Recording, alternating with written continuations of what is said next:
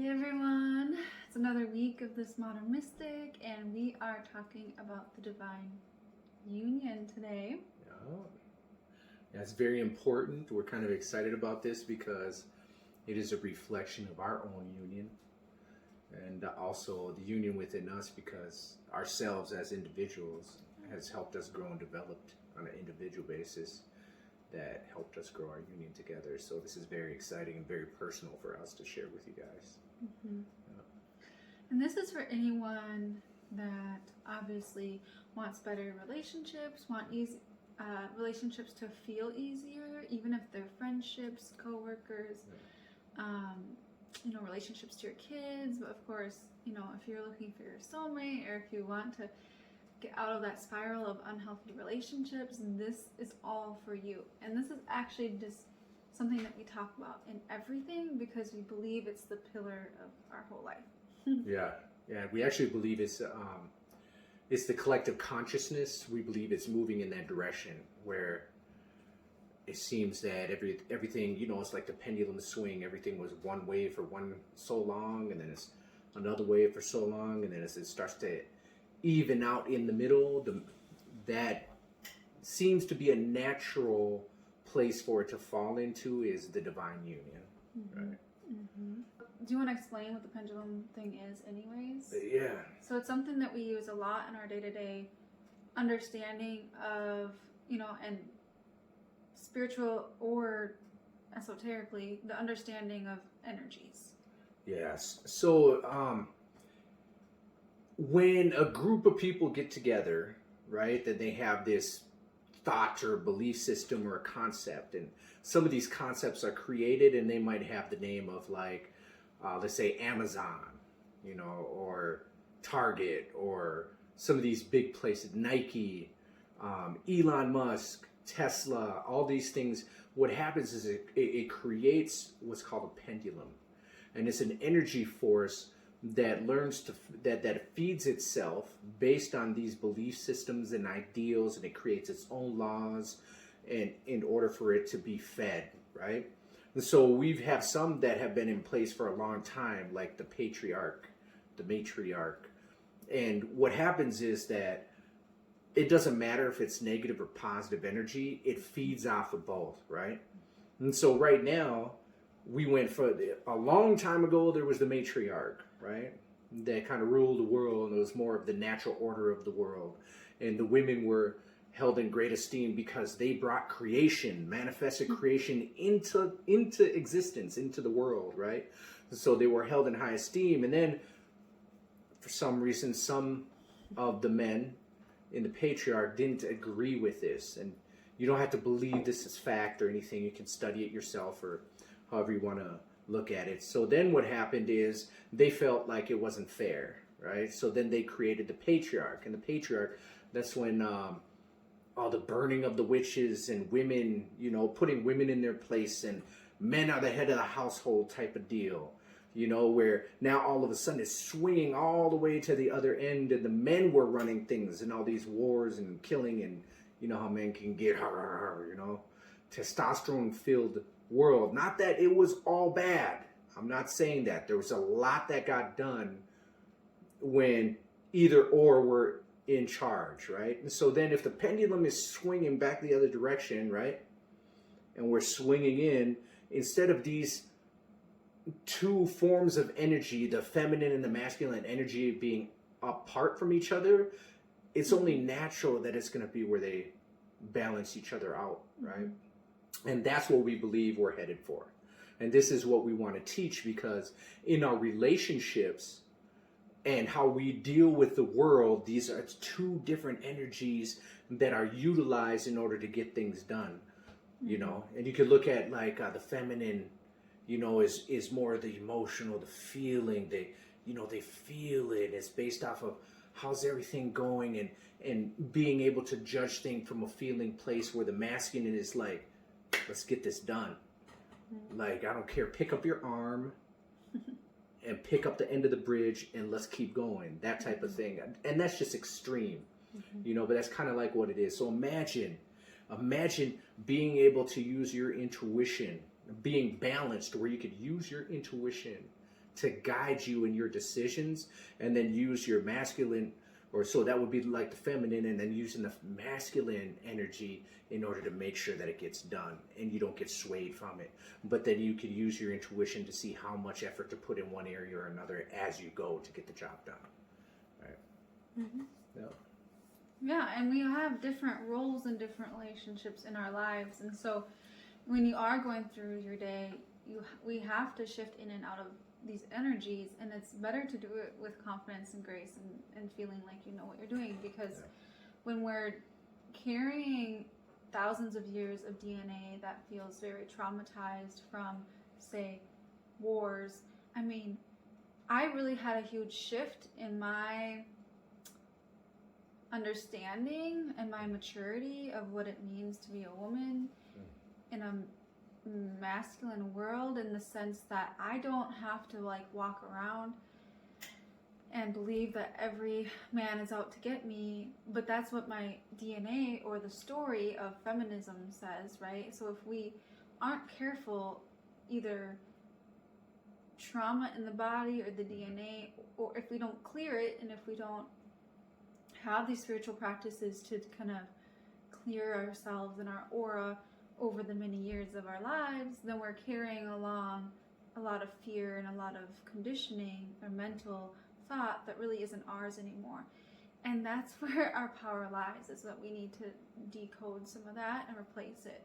In order for us to really be conscious about our relationships and about ourselves, instead of it going all the way back to like just feminism, which we don't want, and I know that's gonna piss people off, but there's a lot to unlearn about this, and it's just really important to keep your eyes and your heart open during these conversations, because it really is going to test some of the societal beliefs that many of us have, whether it's, hey, men don't do anything wrong, we're not the problem, or it's, hey, women are just victims of everyone and everything. Like, it's not our fault. There's so much on each side that we need to be careful of and deprogram. Like I said, when I realized that men suffer just as much as women, I stopped playing the victim to the patriarchy. I was like, hey, yeah, in a war, women might get raped and pillaged, and the villages might get burnt, and maybe we lose our babies or whatever the fuck. That's hugely traumatic and hugely, obviously, a problem. But also, men are used for their bodies in war. They die in war. They live short lives because of it. They get amputated and they get marred and tortured and like, like if they get caught. For us to think that women are the only ones suffering is obviously not true. And what they're doing and what is actually happening, if you study the history of it, because when we were nomadic, like he was saying earlier, before patriarchy became a thing, right before that happened, people were nomadic. We lived as tribes, we moved around, we lived in communities, we lived in harmony for the most part. But what happened is we had, all of a sudden, people started settling because technology like grain farming happened. So people they started settling in plots of land that were fertilized then, right? So then you had to protect that land, because you had to say, hey, this is mine. There's this line that then needed to be drawn. And who are the more muscular ones? The more protector ones? The men. And that's not anything against women. That's just biology. And that's okay.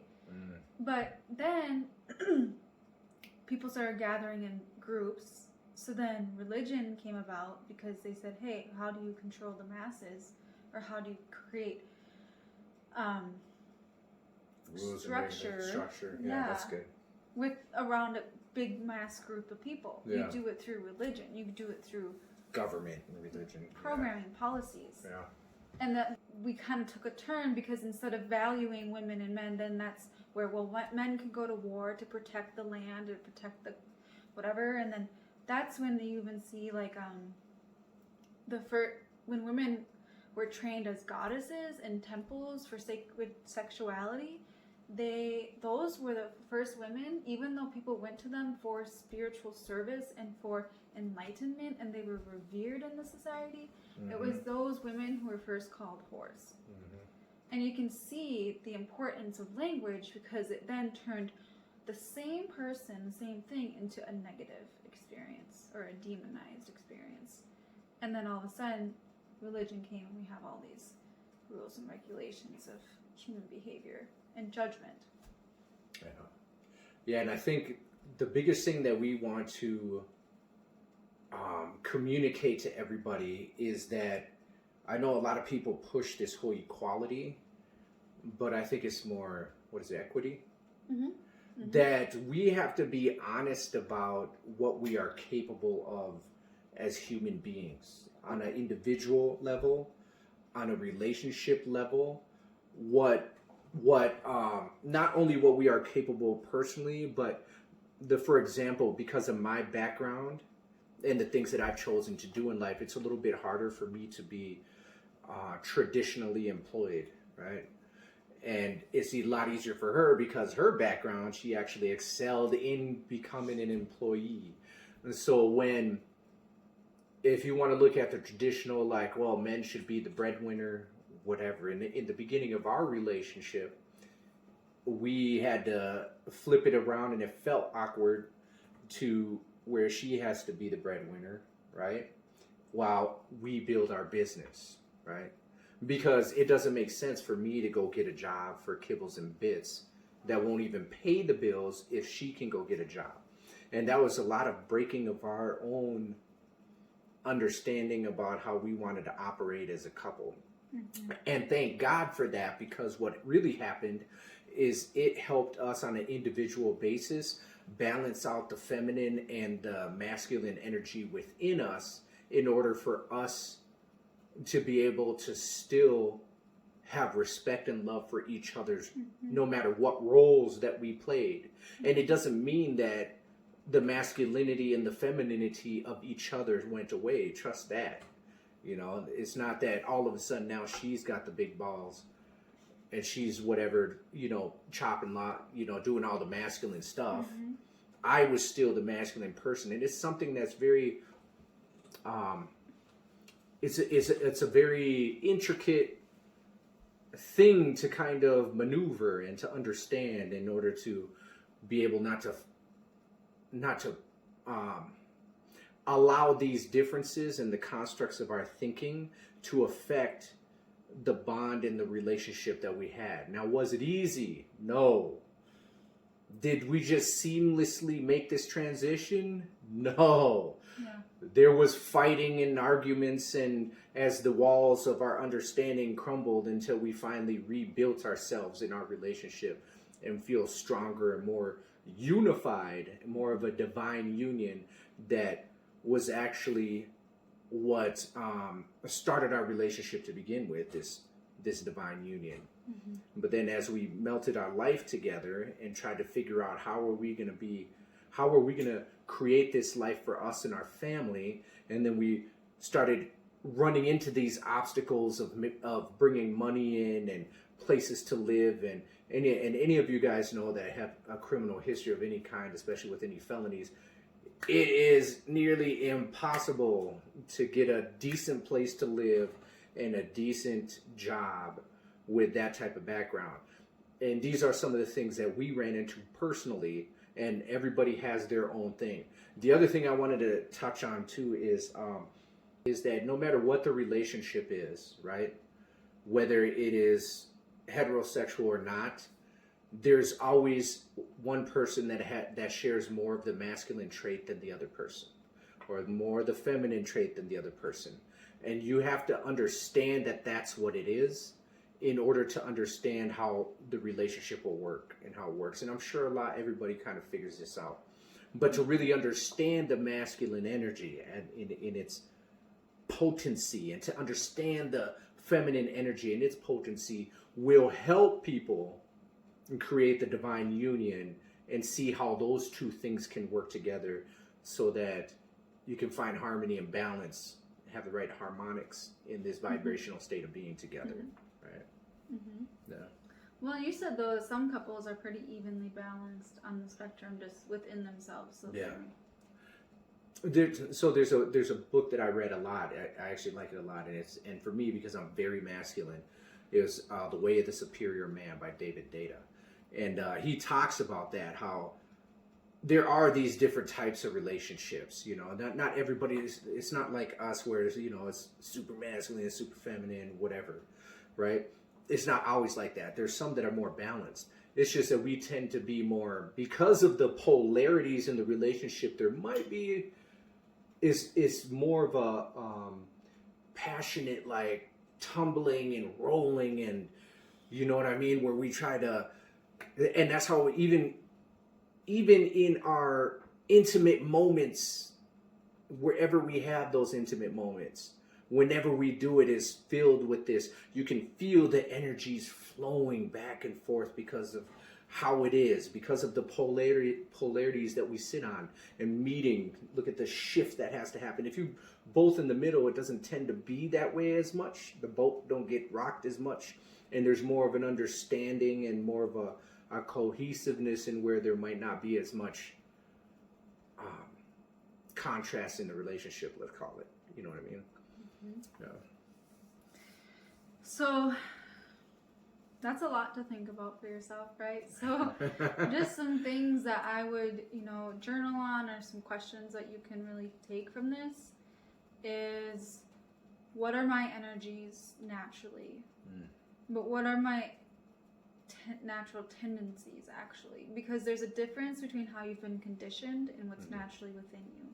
So Ayurveda, which is something I study, talks about how there's the true essence of who you are, and then there's the social influenced one of you. So that's not the version that we're talking about. So for me, I grew up in a household where I had a pretty abrasive, disconnected father and abrasive brother then too, and I never really had that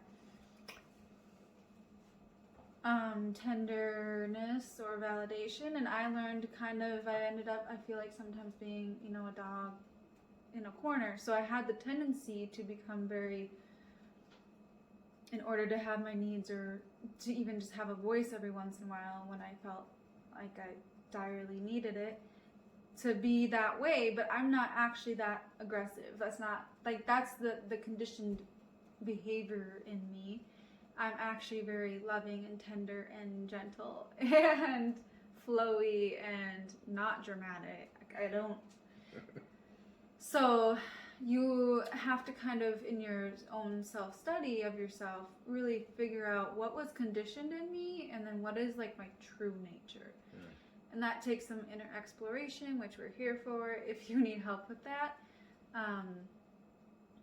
But that is something I would start journaling on for yourself, and kind of, you can see too, another good thing is, like, what kind of relationship patterns do I typically see in, like, what ways do I not show up in a relationship when I get scared or nervous or fear of rejection? What ways do you pull away? What ways are you shutting off yourself to love? Those are some good things to explore. Yeah, that's good. Yeah. Because we talk about the science of spirituality in that we want to help you understand yourself. We want to be the guides with you on your journey inward. And this is part of that journey, is finding what is the divine union within me. How much of my masculine, how much of my feminine, what feminine skills do I have, what masculine skills do I have that I like, and what skills do I need to work on, and in both of those areas, because you're not just one or the other, and you're not just a female or male, you're just these energies. And once you understand that in yourself and you know thyself, right, and that's why we talk about so much of this inner exploration, is because then you can join with someone a lot easier. Because once you have that divine union with someone, it's magical, but it's a fucking trip sometimes. Because you that relationships are here to teach us things, right? Yeah, reflection of what's going on inside. Yeah. So only with this man could I have ever healed some of the things that I've been healing, and have had someone challenge me in the ways that I needed to be challenged, and help me evolve in the way that I needed to evolve as a person. But only with him could I have done that. And maybe there are like a handful of other people in the world that you could probably meet, and like, sure, you could probably, like, you know, if you, whatever. But it's not any old person that you try to date.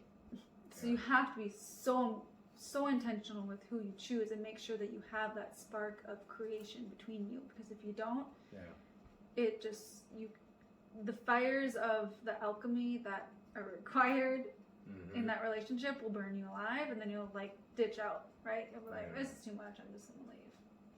Yeah. And like you said, what is that saying? The hard yes is a for sure no. Oh.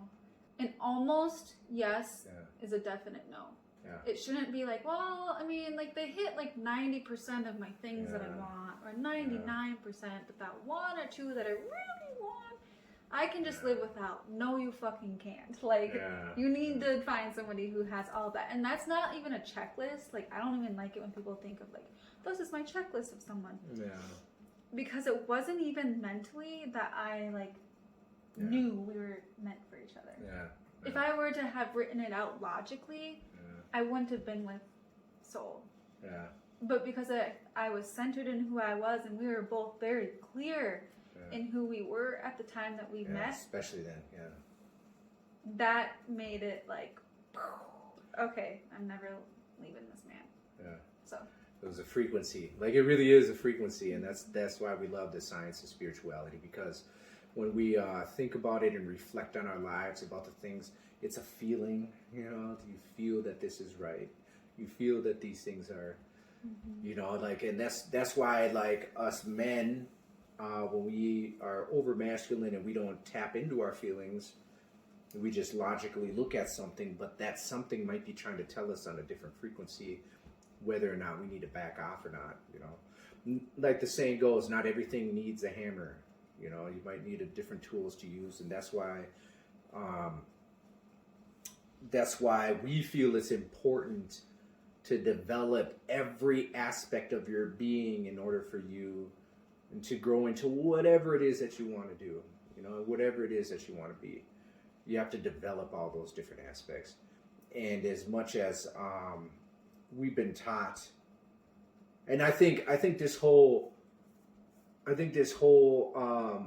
awakening of the gender fluidity thing is that we've been so polarized in one direction and the other direction that, like I said, is everybody's starting to say, hey, you know what, men are starting to say, you know, I like cute babies, you know, and I wouldn't mind petting a rabbit, you know, but I'm still a man, you know. I wouldn't mind watching, I don't know, a love comedy or something that is more emotionally based, so that they can feel that and tap into that. Where before, man, if you went outside with a coat on in the winter as a man just to go grab some groceries, people would clown you like, wow, you're not strong enough to go in that 32 below weather and just go grab something out of the car without a coat, you know.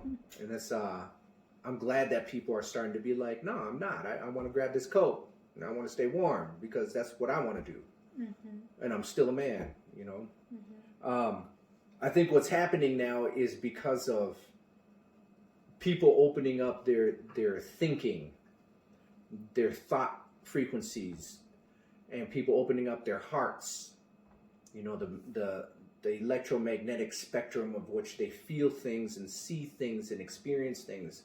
And because that spectrum is starting to widen up a lot more, I think it gives us more opportunity to evolve on a personal level, on a union level, on a family level, on a neighborhood, friend, and community level. And that allows us to be able to evolve and experience and discover more of what life has to offer for us. Yeah. Yeah. And I think that when we were living in communities and we were that way, we were initiated. And we had opportunities to be initiated and raised in a very extended family way. And I think it's important that couples have a community when you're raising kids, especially, but even when you're not. But you need mentors that can help you through your marriage. You need mentors who can help you through whatever life experience you're going through. And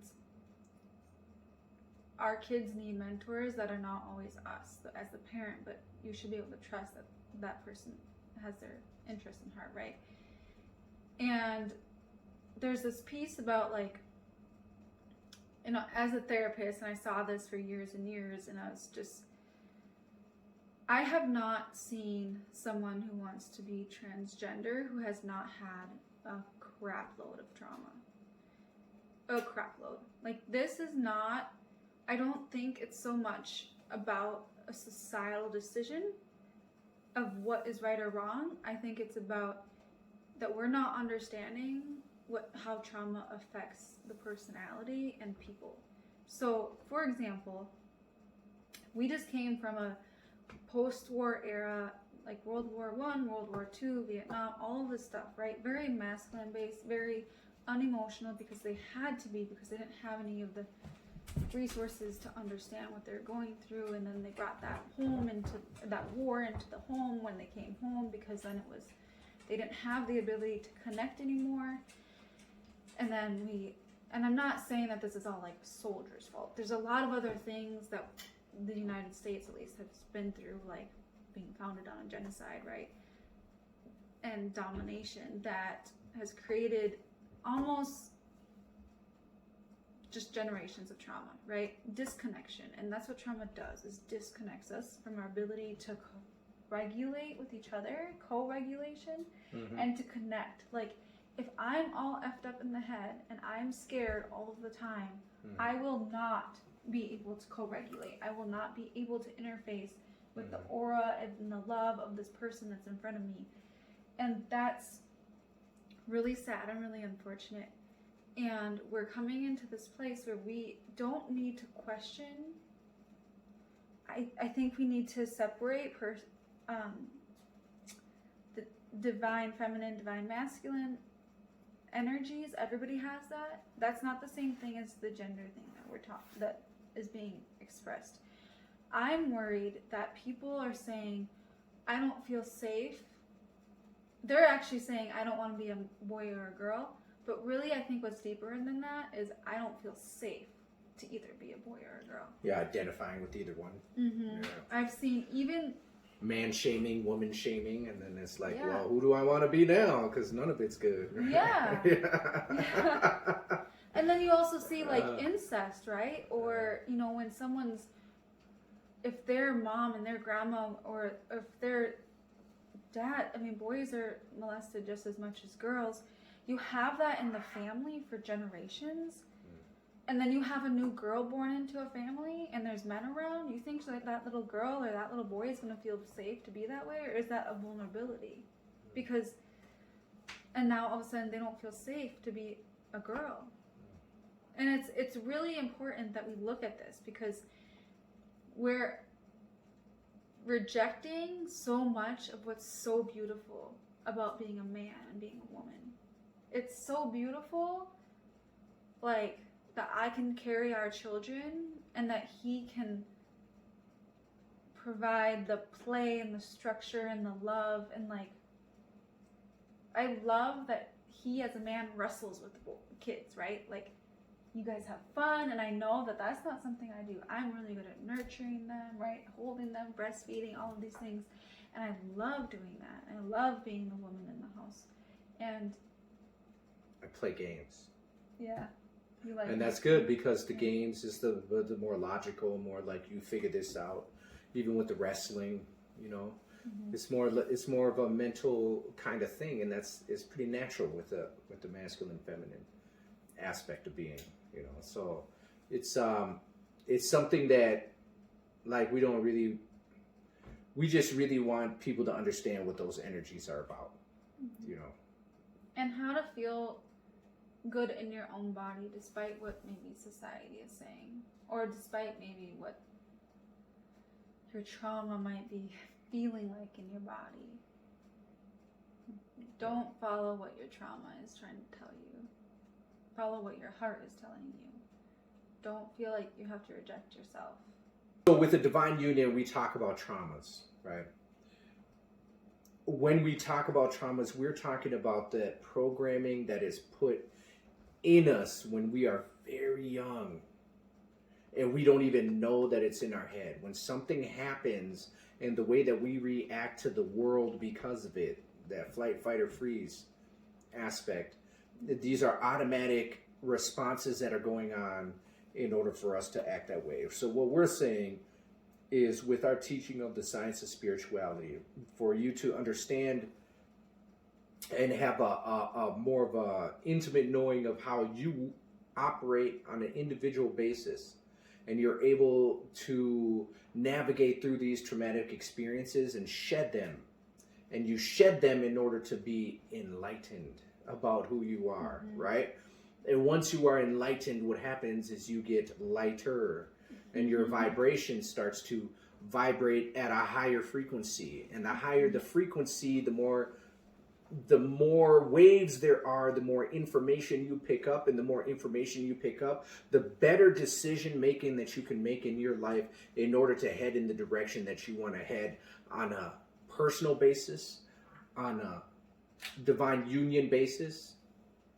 It is important for us to understand these different aspects of being, these things, in order to utilize the energies, the natural energies that are put here for us to create, because that's what we are. We are creators.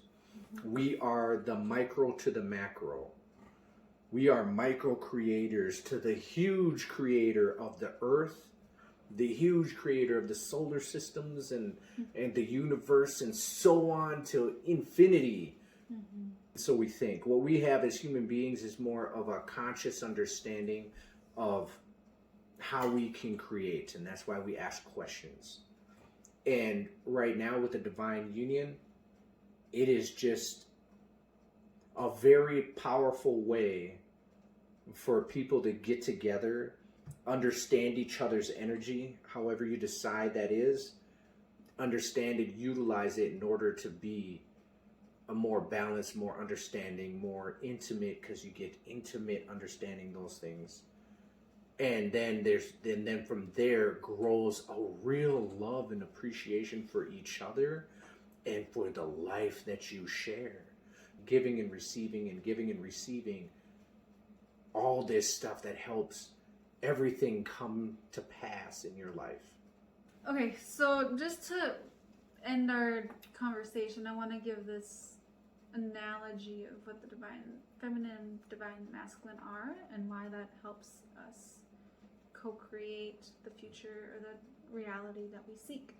So imagine a river, and the feminine is the water, and she rushes, and sometimes she's a still brook, and sometimes she's a raging river. And then sometimes, though,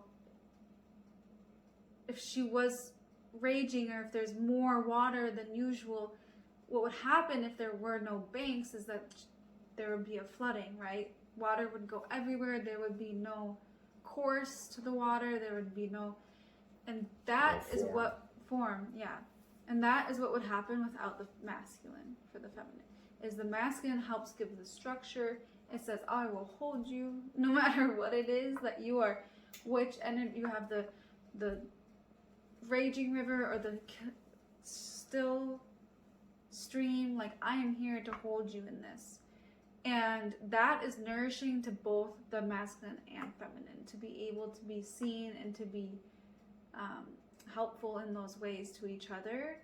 And there's, of course, ways that the feminine benefits the masculine. So this is a co-creation, and there are a lot of ways that, because of the patriarchy, it teaches kind of negative masculine traits, and then the feminine has also been taught negative feminine traits. And so when we say, like, oh, she can the rushing water can act however she wants. That doesn't excuse abusive behaviors, and it's really important that we all say that too. Like, that we are just seeing amounts of abuse or whatever in couples because we're on the way too far extremes of both of those polarities, and it's just causing so much conflict within the union, and nobody feels safe in the relationship.